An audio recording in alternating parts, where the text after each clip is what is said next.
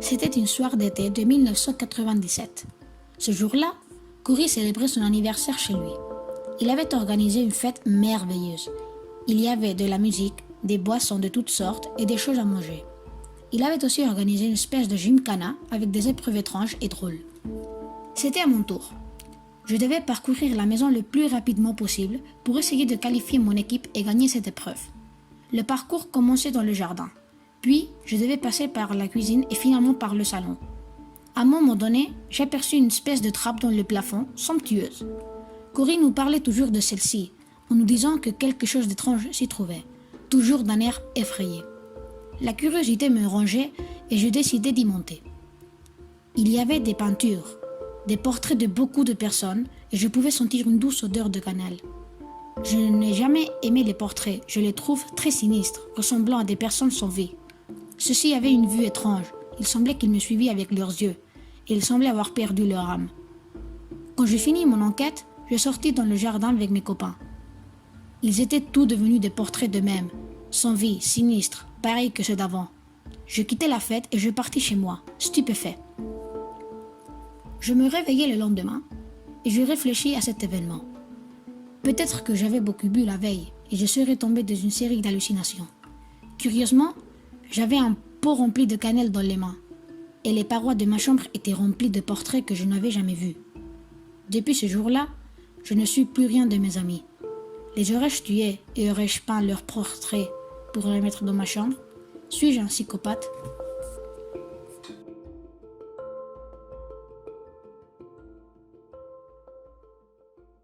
Bonjour, je m'appelle Harry Loft et je vais vous raconter une histoire que j'ai vécue l'année dernière.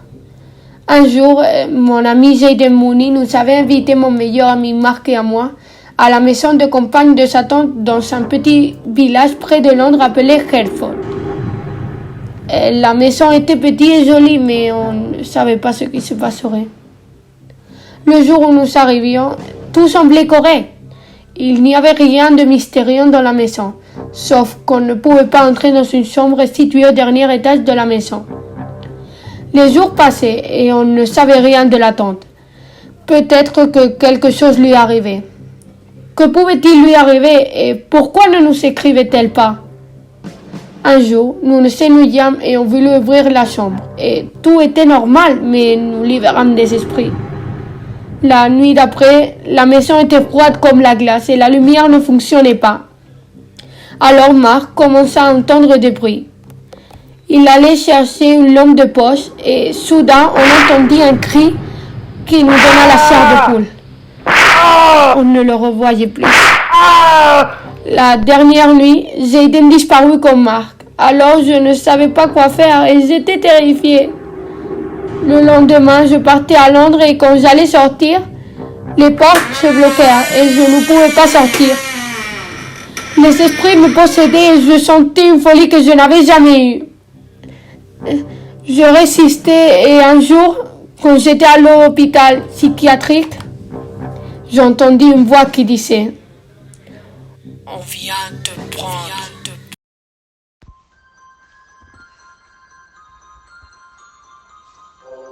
En ce moment, je me trouvais dans la voiture, près d'un petit village de Washington, et je repensais qu'à mon nouvel appartement. Ça faisait 4 heures que j'étais là-dedans. Il était minuit passé, et j'avais l'impression qu'on n'arriverait jamais. J'étais si ennuyée que je regardais les voitures passer, et c'est alors que je m'endormis. Quand j'ouvris les yeux, je me trouvais dans une chambre étrange et sombre, et j'aperçus une armoire effrayante. Je sortis immédiatement de cette chambre et je vis mes parents dans le salon. Je me rendis compte que j'étais dans le nouvel appartement. Quand l'angoisse était passée, je remontai dans ma nouvelle chambre. J'ouvris l'armoire effrayante et j'aperçus des objets vieux et sales. Tout d'un coup, j'écoutai un claquement de porte et de fenêtre. Les lumières s'éteignaient. Je sursautai. Je courus vers la porte. J'étais enfermée. Plus tard, je sentis un frôlement derrière moi, mais je ne faisais pas attention. Après ce grand phénomène, j'ai aperçu une grande silhouette que je ne reconnaissais pas. Quand j'ai voulu me rapprocher, elle disparut. Après tout, les fenêtres, la porte et la lumière s'allumèrent. Et tout revint à la normalité. Je descendis en courant les escaliers. Je voulais expliquer ce qui venait de se passer. Après l'avoir expliqué, il me prit par un fou et ne me croyait pas. Je l'ai forcé à monter dans ma chambre, mais une fois en haut, il n'avait rien d'anormal. J'étais surpris. Depuis ce jour, mes parents ne me croyaient plus. Mais j'étais décidée à découvrir ce qu'il venait de se passer. Il y a 4 ans, en 1866, moi, Jean, j'allais déménager pour vivre tout seul. J'allais partir dans une grande maison au milieu de la forêt de Balassouk, un village des Alpes, à côté de la rivière. C'était une maison avec un air curieux qui avait 2 étages et un jardin laissé à l'abandon. Les habitants m'avaient raconté que dans ce village s'étaient produits des phénomènes étranges. C'était ma première nuit dans le manoir. Je n'avais pas encore de lumière. Je devais prendre un chandelier pour pouvoir me déplacer pendant la nuit. Cette nuit-là, j'avais faim. Alors, je descendis dans la cuisine pour grignoter quelque chose. Quand j'ouvris le réfrigérateur, j'eus la sensation que quelque chose venait de passer en courant derrière moi. Mais je me retournai et je ne vis rien d'étrange. J'ai pris un peu de jambon et de fromage pour me faire un sandwich. J'étais en train de mettre le dernier morceau de cheddar, quand soudain la plaque électrique commença à brûler. De celle-ci sortait une flamme d'un rouge très vif qui peu à peu se transformait en un liquide qui ressemblait à la cire, qui sentait le brûler. Et tout à coup, le feu s'éteignit. Je n'en croyais pas, monsieur. Que venait-il de se passer? Peut-être les occupants de ce village avaient raison. Cette maison était habitée par un être maléfique ou par un esprit. Je ne savais pas quoi penser. Je criai par la fenêtre. Au secours! 5 minutes plus tard, les gendarmes étaient chez moi. Quand j'ouvris la porte, je vis la tête des gendarmes se décomposer. Ils avaient l'air d'être terrifiés. Je commençai à leur parler, mais ils firent comme si de rien n'était. M'écoutaient-ils? Me voyaient-ils? Je baissai la tête et je me vis entourée d'une flaque de cire. C'était une sombre et froide nuit d'octobre. Ma montre affichait minuit pile. Je ne trouvais pas le sommeil. J'avais froid. Pourtant, mon petit chalet en bois était bien équipé d'une petite cheminée. Je vivais seul et cela faisait 3 mois que je ne voyais personne. Alors, je décidai de me lever et d'aller chercher un jeu, histoire de m'occuper un peu. Je descendis en chercher un à la cave. Je vis un vieux puzzle au-dessus d'une étagère. Intrigué, je décidai de le prendre. Il était rempli de poussière. Bizarrement, en le prenant, je ressentis un frisson. Je ne fis pas attention à cela et l'emmenai au salon. C'était une boîte blanche, sans aucune inscription. J'ouvris la boîte et commençai à le faire. Ce n'est que 3 heures plus tard que je finis enfin le puzzle. Cela ressemblait à une dame vêtue de blanc, dont on ne pouvait pas distinguer son visage qui était couvert par sa chevelure noire et abîmée. Le vent soufflait de plus en plus fort, et la pluie se mit à tomber. Je regardais par la fenêtre, et la même dame que le puzzle me regardait fixement. Elle était remplie de sang. J'étais tellement terrifié que je décidai de me cacher sous le lit. Je me posais plein de questions. Si la dame se serait perdue dans la montagne, est-ce que le puzzle était maudit? Ou bien ce ne serait que le fruit de mon imagination? Plein de questions me traversaient l'esprit, mais je n'avais aucune réponse à y apporter. Mais soudain, j'entendis des pas se rapprocher lentement et la porte s'ouvrit. Les pas se rapprochaient de plus en plus et je décidai de fermer les yeux.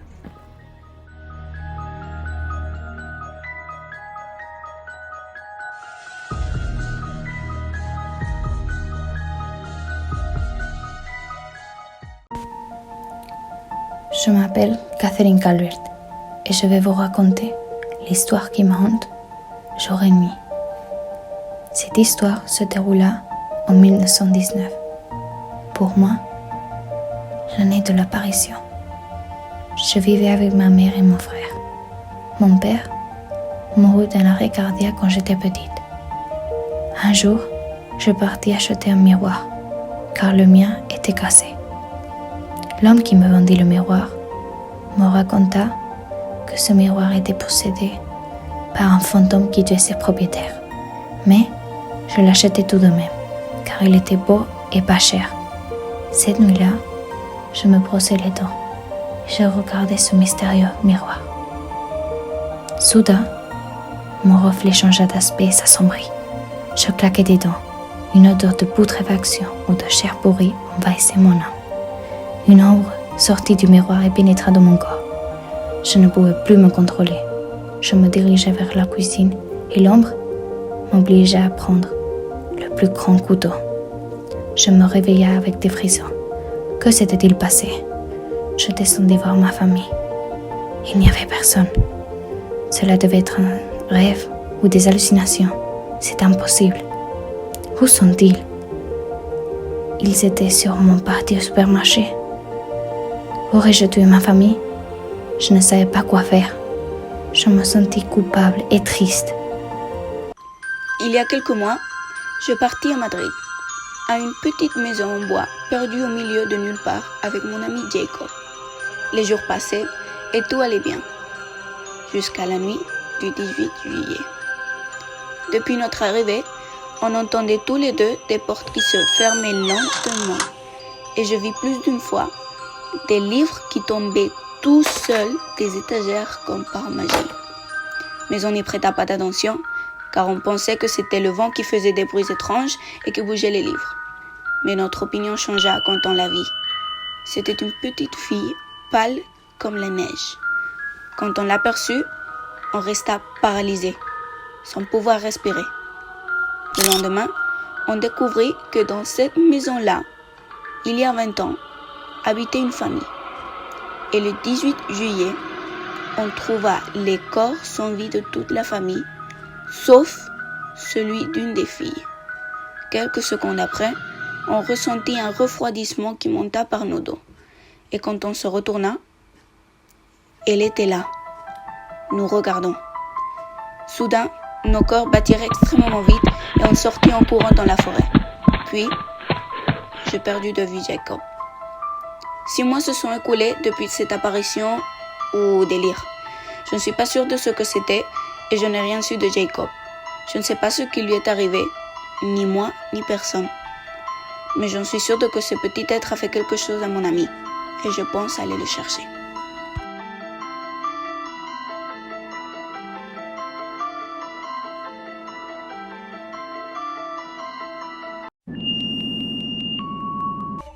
J'allais tous les soirs voir ma maman à l'hôpital de Nancy. Elle avait subi un tragique accident de voiture. Moi, je faisais mes devoirs et on me le fit savoir. Mon père s'en alla à l'hôpital et je restais seule avec ma grand-mère. 2 semaines s'étaient écoulées depuis ce fait. Mon père allait à l'hôpital le matin et j'y allais le soir pour que la maison ne soit pas laissée à l'abandon. Je revenais à 7 heures et je restais longtemps. Ma mère demeurait seule à l'hôpital durant la nuit. Un jour, après ces 2 semaines, je remarquai un étrange miroir dans la salle de bain. Je ne me souvenais pas s'il était là-bas les jours précédents. C'était comme s'il avait été placé ce jour même. Lorsque je quittais la chambre, je rentrais dans la salle de bain pour me laver les mains. Je me regardais au miroir et j'ouvris le robinet. Je me regardais à nouveau lorsque j'aperçus l'étrange silhouette au miroir. Je me trouvais sans voix. L'ombre me regardait. Je fermai le robinet en quittant les yeux de cette créature. Je décidai de sortir sans rien dire à personne. À ma grande surprise, l'ombre n'était plus dans le miroir. Je ne comprenais rien et mon cœur palpitait très fort. Je revins chez moi. Quand je demeurais déjà dans mon lit, je me mis à réfléchir sur l'événement qui s'était produit ce soir. Premièrement, je me demandais si cette silhouette n'aurait pas été une de mes hallucinations. Puis, je réalisais que celle-ci était apparue juste au moment où j'ouvris le robinet et avait disparu quand je le refermais. L'idée que cet être pourrait réapparaître et blesser ma mère me terrorisait. Je décidai alors que le lendemain, j'irais détruire le miroir. Une froide soirée d'hiver, je partis accompagnée de ma petite sœur Laïa, au parc le plus proche de notre maison, celui qui se trouvait en plein milieu de la forêt. On arriva. Il n'y avait personne. Le vent secouait très fortement les arbres, en laissant tomber de nombreuses feuilles avec lesquelles Laïa jouait très amusée. Moi, je me retrouvais assise sur un banc, regardant mon téléphone. Quand je détachai pour la première fois mes yeux du téléphone, elle n'était plus là.